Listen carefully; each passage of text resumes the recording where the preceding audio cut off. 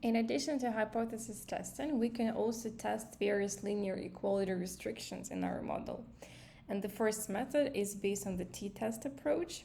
So suppose we've got the following multiple regression where y is a function of x2 and x3, so it's a 3-variable regression model. And we want to test the hypothesis that the sum of beta 2 and beta 3 is equal to 1 against the alternative hypothesis that beta 2 plus beta 3 is not equal to 1. And what we need to do is we need to compute the same t-statistic as we've seen before, right, on the previous slide. So this is the exact same statistic. It's just the main difference is that the hypothesized value in this case is no longer 0 but 1, the one that we have here. So we take beta 2, the estimated beta 2 plus the estimated beta 3 from our estimation results of this model. We subtract the hypothesized value of the sum, which is 1, and we divide it by the standard error of the sum of these two estimated coefficients. So in the denominator, we've got the same equation as before. So it's just instead of beta 3 and beta 4, we have beta 2 and beta 3. Another way we can test certain linear equality restrictions is by using the f-test approach. So for example, let's suppose you need to choose between two equations.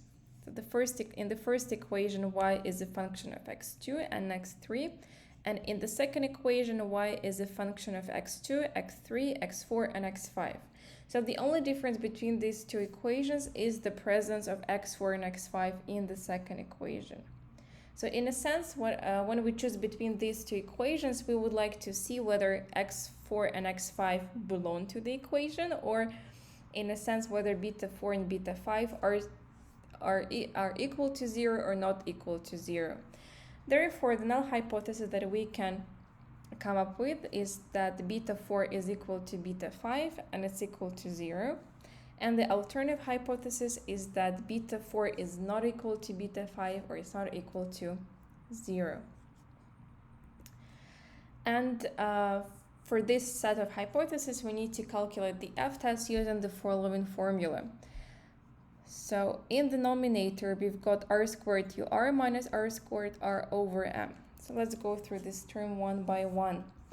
R squared ur, this is just the coefficient of determination obtained from the unrestricted model. So the model with more variables. In our case, this is the second equation, right? Because there we've got 4 variables against 2 variables in the first equation. R squared r, this is just the coefficient of determination obtained from the restricted model. So the model with fewer variables. And in our case, this is the first model. M, this is the number of linear restrictions, so the number of coefficients by which the two models are different. In our case, the second model has 2 extra variables, x4 and x5, so the number of restrictions is 5. And if you look in the denominator there, we've got 1 minus r squared ur, so the r squared from the unrestricted model over n minus k. K, this is the number of parameters in the unrestricted regression. In our case, that will be equal to 5, right? Because we've got 5 parameters from beta 1 to beta 5. And n, this is the number of observations.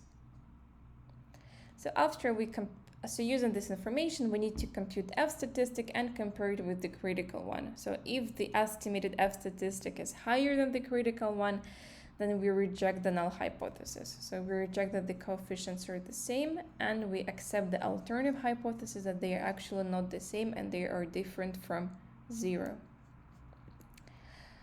And now suppose you need to choose between the next two equations.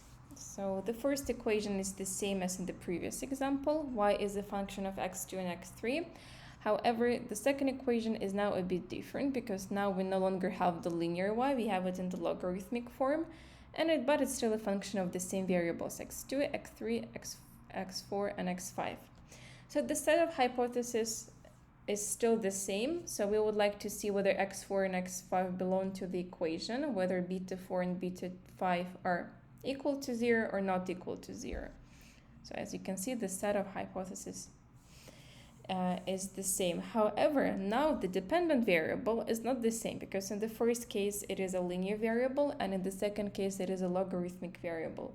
And because of that, unfortunately, we cannot use this formula, but we've got another formula for this case. And here it is. So if you look in the denominator, you will see the sum of squared residuals with r minus the sum of squared residuals with ur over m. So let's see what those terms mean. So the sum of squared residuals ur, this is the residual sum of squares of the unrestricted model. So the model with more variables, in our case, the second model. And this term, this is the residual sum of squares of the restricted model, so the model with fewer variables. In our case, this is the first model. M is the number of linear restrictions, so the same as before. We've got two linear restrictions, x4 and x5. K is the number of parameters in the unrestricted regression, so the number is the same, there are 5 of them. And n, this is the number of observations. So we just put everything into the formula, we compute the F statistic, and we compare it with the critical F statistic. If the estimated, the one from the equation, is higher than the critical one, so the one from the table, we reject the null hypothesis and say that alternative hypothesis should be accepted, in a sense that beta 4 and beta 5 are different from 0 and x4 and x5 belong to the equation.